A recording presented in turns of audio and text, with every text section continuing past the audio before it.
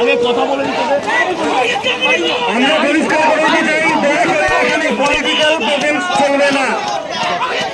এখানে একজন যিনি পলিটিক্যাল নেতা এসছেন, উনি দয়া করে এখান থেকে চলে যান।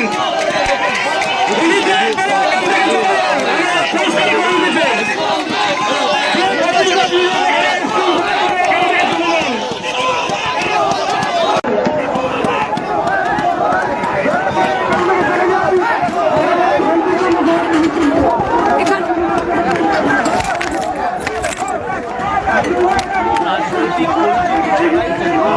একজন সাধারণ নাগরিক হিসেবে আমি এবং রুদ্রনীল ঘোষ দুজনেই কোনো রাজনৈতিক পরিচিতি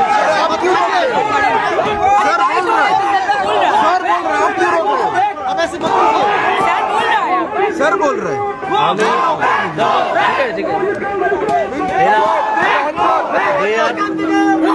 they are making a mistake. I have come here as a normal citizen without any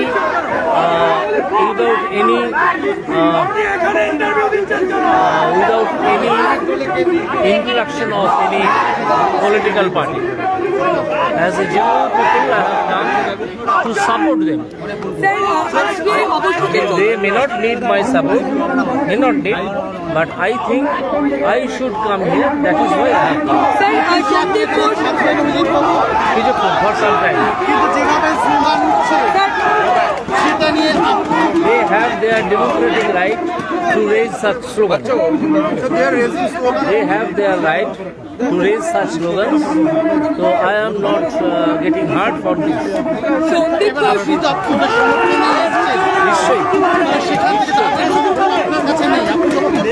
নিশ্চয়ই তাদের সমর্থন আছে কি নেই সেটা বোঝার একটা উপায় হচ্ছে যে ওরা গো ব্যাক বলছে কিছু। আমার মনে হয় ওরা ভুল বুঝে বলছে। আমি এখানে কোনো রাজনৈতিক পরিস্থিতি ছাড়াই এখানে এসেছি।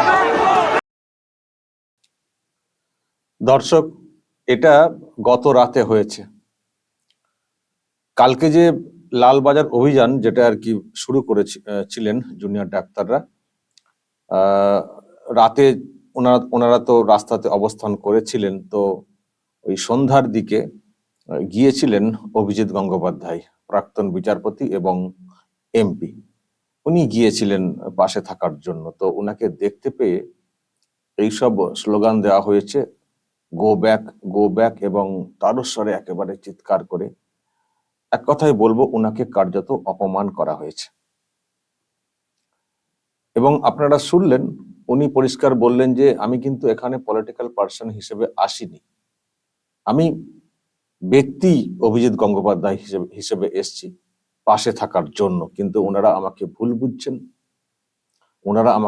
বুঝছেন, ভুল বুঝে এইসব করছেন। তবে ওনাদের অধিকার আছে স্লোগান দেওয়ার, গো ব্যাক বলতে পারেন, এটা ওনাদের অধিকার, এটা আমি কিছু মনে করি না। কিন্তু আমি এখানে পলিটিক্যাল কোনো ফায়দা তোলার জন্য আমি আসিনি, ব্যক্তি হিসেবে আমি এসছি, কিন্তু ওনারা আমাকে ভুল বুঝছেন।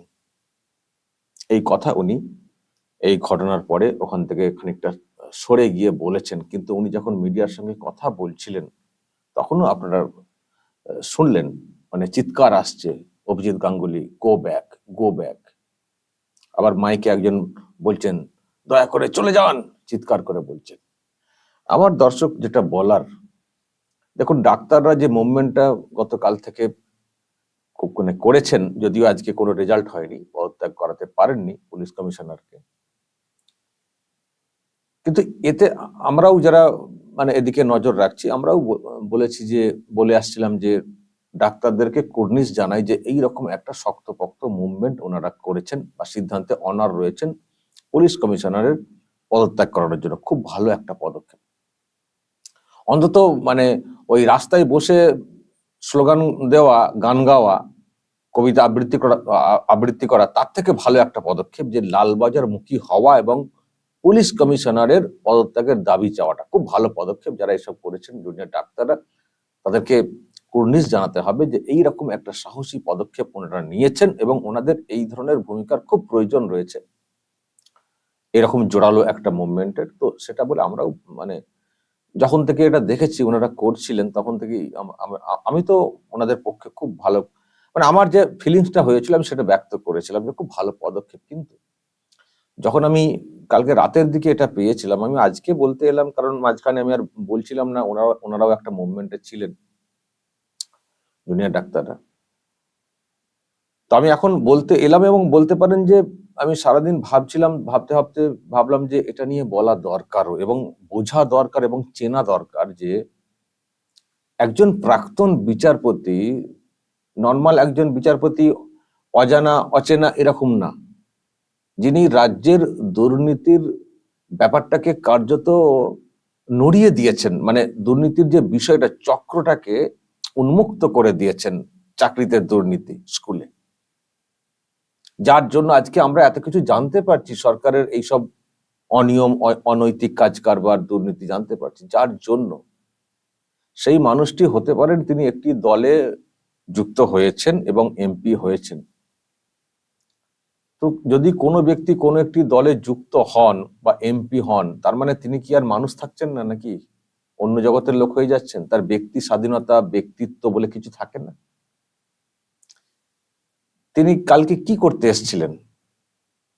উনি যেহেতু চোখের সামনে থেকে দুর্নীতির অনেক কিছু বিষয় দেখেছেন, রাজ্য সরকারের অনিয়ম ইত্যাদি দেখেছেন, ওনার মতো করে বিচার করেছেন, আর এটা যেটা চলছে এটাও তো শাসকের অনিয়ম এইসব ব্যাপার, এবং জুনিয়র ডাক্তাররা রাস্তাতে রয়েছেন, বিচারের দাবি করছেন, বিচার চাইছেন ইত্যাদি। তো উনি একজন প্রাক্তন বিচারপতি হিসেবে স্পটে গিয়েছিলেন পাশে দাঁড়ানোর জন্য।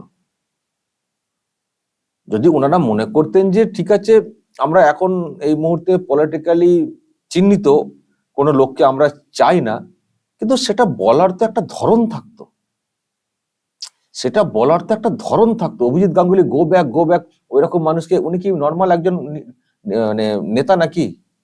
উনি বিজেপি এমপি হতে পারেন কিন্তু উনি এখনো নেতা হতে পারেননি, এটা আমরা জানি ভালো করে। উনি মানুষ হিসেবে ভালো একজন মানুষ, ব্যক্তিত্ব রয়েছে, পরিচিতি রয়েছে, জিতেছেন, সব ঠিক আছে, কিন্তু তা বলে উনি কিন্তু ওই মারপ্যাচের পলিটিশিয়ান উনি কিন্তু হতে পারেননি। উনি এখনো সাদা সরল মানুষ এখনো।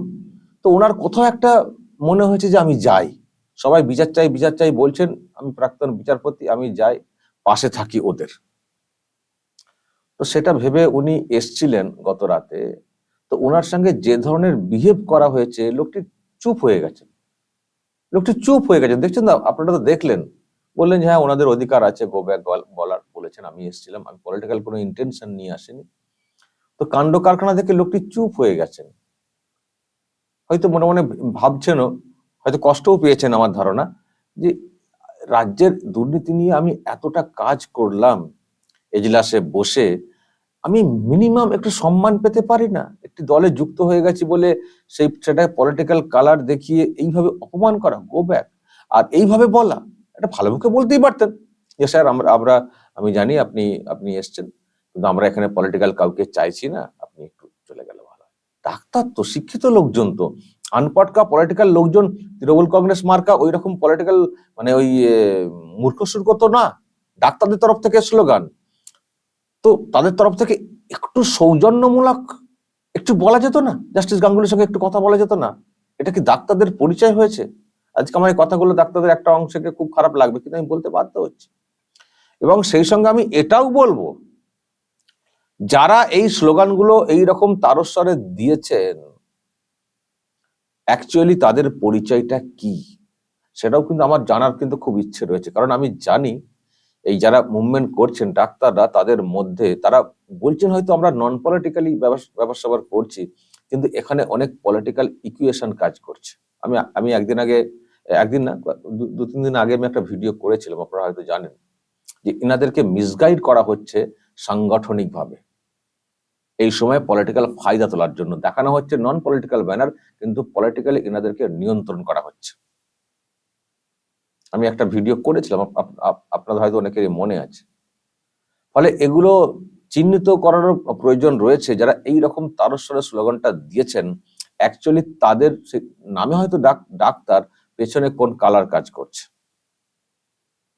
কোন কালার। আর এটাও আপনারা জানেন যে এই যে আরজি করে যে ঘটনা ঘটলো, সন্দীপ ঘোষের যে ব্যাপারটা, তার সঙ্গে অনেক ডাক্তার, জুনিয়র ডাক্তার মানে র্যাকেটের মধ্যে ছিলেন, সন্দীপ ঘোষের মানে বিষয়গুলোকে মানে নিয়ন্ত্রণ করার জন্য ছিলেন অনেক জুনিয়র ডাক্তার। এখন যারা এই তারস্বরে গো ব্যাক স্লোগান দিয়েছেন, তারা কি তাহলে ওই শাসক দলের মদতপুষ্ট জুনিয়র ডাক্তার যারা মিলেমিশে রয়েছেন, সুযোগ পেয়েছেন মানে জাস্টিস গাঙ্গুলিকে একটু অসম্মান করার, মানে তারা কি এই সুযোগে করলেন? এবং আমি এটাও দেখছিলাম কুণাল ঘোষ আবার ওই ভিডিও পোস্ট করেছেন, কুণাল ঘোষ এই ভিডিও পোস্ট করেছেন। জুনিয়র ডাক্তারদের কত কি হচ্ছে সেই সব পোস্ট নেই। জুনিয়র ডাক্তাররা যেসব স্লোগান দিচ্ছেন, বিনীত গোয়েলের গালে গালে জুতো মারো তালে তালে, সেই সব ভিডিও পোস্ট নেই।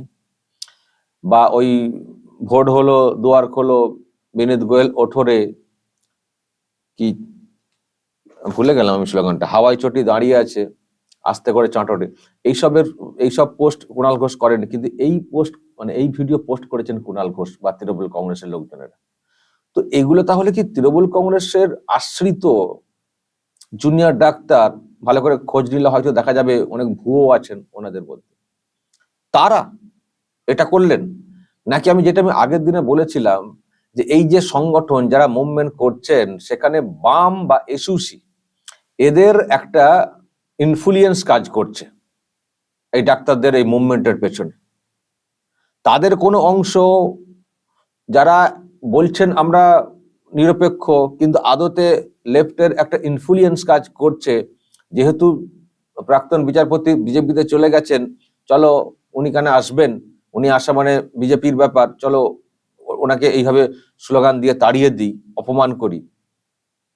মানে এটা কি তাদের তরফ থেকে করা হয়েছে? আমার দর্শক খুবই কিন্তু জানতে ইচ্ছে করছে যে ডাক্তাররা, জুনিয়র ডাক্তার তথাকথিত এইভাবে স্লোগান দিয়ে এইভাবে অপমান কাজকে মানে কালকে করার চেষ্টা করেছেন। যদিও মানুষের চোখে উনি অপমানিত আমার মনে হয় না উনি হয়েছেন বলে, কারণ মানুষ ওনাকে চেনেন, উনি কি করেছেন। উনি না থাকলে রাজ্যের এই যে দুর্নীতির এই যে এত বড় একটা চ্যাপ্টার কখনো ওপেন হতো না, সবকিছুকে ধামাচাপা দিয়ে দেওয়া হতো। আর মানে এই সরকারের দুর্নীতির বিষয়ে যেসব বিষয় মানে সামনে এসছে, সব থেকে বড় যে করাপশন দুর্নীতি, সেটাকে উন্মুক্ত করেছিলেন এই জাস্টিস, প্রাক্তন জাস্টিস। তার জন্য মিনিমাম একটু সম্মান পেতে পারেন না? একটু সৌজন্যমূলক, একটু ভদ্রভাবে কথাটা আশা করতে পারেন না যে ঠিক আছে আপনি এসছেন, কিন্তু এটা তো আমরা কোনো পলিটিক্যাল লোকজনদেরকে রাখছি না, আপনি একটু চলে যান, বললেই চলে যেতেন। উনি তো ওরকম করে হুমড়ি খেয়ে পড়তেন না। আশা করি এটুকু বোধ বুদ্ধি উনার আছে, এই কথা শুনলেই উনি চলে যেতেন। তো এইভাবে স্লোগান দিতে হবে? আমার এখানেই প্রশ্ন। আমার ধারণা জুনিয়র ডাক্তার ওখানে অনেকেই আছেন, তাদের মধ্যে অনেকেই, আমি বিশ্বাস করি অনেকেই এই ধরনের ব্যবহারকে মেনে নিতে পারেননি। আমাকে বলেওছেন কয়েকজন, আমি সেই জন্য আর একটু জোর দিয়ে কথাগুলো বলছি। অনেকেই যে জাস্টিস গাঙ্গুলির সঙ্গে যে ব্যবহারটা করা হয়েছে, জুনিয়র ডাক্তারদের একটা বড় অংশ এটাকে মেনে নিতে পারেননি, কিন্তু কিছু তারা করতে পারেননি। ওই প্রভাবিত হয়ে কেউ কেউ এইসব করছেন, এইরকম অপমান করছেন, তারা মেনে নিতে পারেননি, বিষয়টা এইরকম ঘটে গেছে।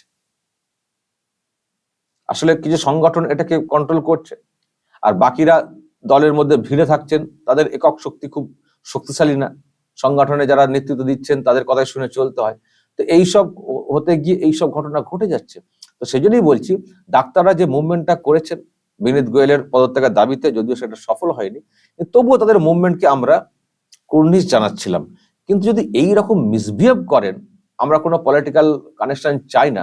আর একটা কথা বলি, নাগরিক সমাজ অনেক সময় অনেক মুভমেন্ট করে, নাগরিক সমাজ অনেক সময় অনেক মুভমেন্ট করে অনেক কিছুর পরিবর্তন ঘটিয়ে দেয়, কিন্তু সেই মুভমেন্টকে অনেক বেশি শক্তিশালী হতে হবে, নামকাও আসতে না। আর তা না হলে পলিটিক্যাল অ্যাঙ্গেল থেকেও পরিবর্তন আসে, অবস্থার পরিবর্তন। ফলে নাগরিক সমাজের যেমন একটা অবদান রয়েছে অবস্থার পরিবর্তনের ক্ষেত্রে, পলিটিক্যাল লোকজনদেরও কিন্তু একটা অবদান থাকে অবস্থার পরিবর্তনের ক্ষেত্রে। পলিটিক্স করেন বলে সবাই অচ্ছুত, এটা মানে ভেবে নেওয়া মোটেই ঠিক না। আবার পলিটিক্যাল লোকজন মানেই তারাই সর্বস্ব, এটাও কখনো ভাবা ঠিক না। একে অপরের প্রয়োজন রয়েছে। পলিটিক্স জিনিসটা যদি সত্যি একেবারে নিষিদ্ধ কিছু হতো, তাহলে পলিটিক্স বলে কোনো কিছু থাকতো না। এই যে পদত্যাগ ইত্যাদি এইসব দাবিগুলো করা হচ্ছে, এটা মানে মানুষের জনগণের আওয়াজ থেকে এইগুলো করা হচ্ছে। হয়তো পদত্যাগ এইভাবে করানোও হয়ে যেতে পারে, কিন্তু এইভাবে মানে দীর্ঘদিন চলতে পারে না। কারণ গণতান্ত্রিক সিস্টেম কায়েম রাখতে গেলে শেষ পর্যন্ত পলিটিক্যালি আসতে হবে, নির্বাচন ইত্যাদি। ফলে পলিটিক্স একেবারে অচ্ছুত, এটা ঠিক না, এটা ভাবাটা উচিত না। এটা কারণ গণতন্ত্রের পলিটিক্সকে মানে জায়গা দিয়েছে। সুতরাং আবার আমি এটাও বলছি, সবকিছুর মধ্যে নোংরা পলিটিক্স ঢুকে যাক, সেটা চাই না, কিন্তু এটা যেন কোথাও মনে হচ্ছে নোংরা রাজনীতি হচ্ছে। আচ্ছা, জাস্টিস গাঙ্গুলি কি কালকে ভোট চাইতে গিয়েছিলেন? আমাকে ভোট দিন, ভোট চাইতে গিয়েছিলেন? তাহলে উনি কি পলিটিক্স করতে গেলেন? উনি তো ভোট চাইতে যাননি। তাও বলছি, যদি মনে হয় যে ওনাদের এখন এই সময় দরকার নেই, পলিটিক্যালি কালার্ড যেহেতু রয়েছেন জাস্টিস গাঙ্গুলি, আমি বলছি যেটা একটু তো ভদ্রভাবে তো বলা যেত, একটু ভদ্রভাবে তো বলা যেত যে আপনি চলে যান। এটা বললে উনি বসে থাকতেন চুপ করে? উনি এরকম করতেন? উনি যেতেন না? যাই হোক, এই ঘটনাটা কালকেরটা খুব একটা মানে জানি না আপনারা কিভাবে নিয়েছেন, আমার কিন্তু এটা ভালো লাগেনি। আমি ডাক্তারদের মুভমেন্টকে আবারও বলছি, তাদেরকে কুর্নিশ জানাই, মুভমেন্ট করছেন করুন, কিন্তু ওইভাবে মানে পলিটিক্যালি প্রভাবিত হয়ে যদি কাউকে দাগার উদ্দেশ্য নিয়ে বা কোনো দলের ফায়দা তুলে দেওয়ার লক্ষ্যে যদি এগোন আর সামনে বলবেন আমরা নন পলিটিক্যাল ব্যানারে কাজ করছি, এটা কিন্তু ঠিক না। ডাক্তারদের কাছ থেকে আমরা যেমন এরকম মুভমেন্ট আশা করি, ডাক্তারদের কাছ থেকে মিনিমাম সম্মানজনক যারা লোকজন তাদের সঙ্গে একটা সৌজন্যমূলক ব্যবহার করবেন, এটাও কিন্তু আমরা আশা করি। আর যাই হোক, এই লোকটির সঙ্গে অসভ্য অভব্য আচরণ কেউ করবেন, সেটা কিন্তু মেনে নেওয়া যায় না। দর্শক বলবেন এর পেছনে কি থাকতে পারে, অবশ্যই বলবেন, যা বলার কমেন্ট বক্সে নজর রাখবেন আরামবাগ টিভিতে।